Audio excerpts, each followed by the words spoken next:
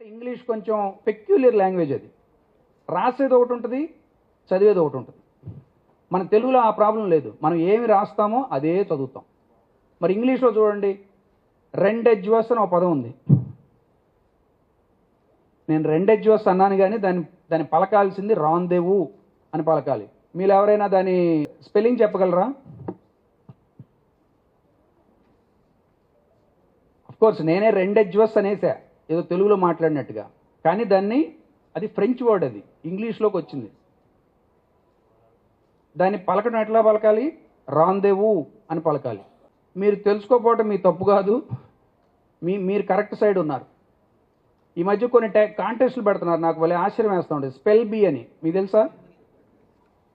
ఇంగ్లీష్లో ఉన్న అర్థం లేని స్పెల్లింగ్స్ అన్నిటినీ బట్టి కొట్టో దాన్ని మరి మగప్ చేసో తెలియదు, వాటి స్పెల్లింగ్ చెప్పమంటారు. ఒక ఆటలాగా అది బాగానే ఉంటుంది, ఎవరైనా మెమరీ గేమ్ లాగా అట్లా.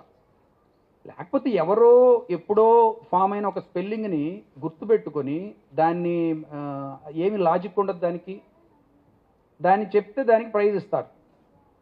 అది ఏ రకమైన టెస్ట్ నాకైతే అర్థం కాదు. దానిలో స్కిల్ ఏమి లేదని నా ఉద్దేశం. స్కిల్ ఏమైనా ఉంటే మనం వీ కెన్. సో అట్లా మనం భాషలో కూడా చాలా విషయాలు ఉన్నాయి. ఒక్కొక్క భాష ఒక్కొక్క యూనిక్. ఇంగ్లీషు పెక్యులర్ లాంగ్వేజ్ అన్నాను, తెలుగులో కూడా కొన్ని పెక్యులారిటీస్ ఉంటాయి. ఏ లాంగ్వేజ్కి ఆ లాంగ్వేజ్ ఉంటాయి. అందుకని మనం వాటిని అన్నిటిని తెలుసుకుంటూ ఉంటే కూడా మనకు ఆసక్తిగా ఉంటుంది.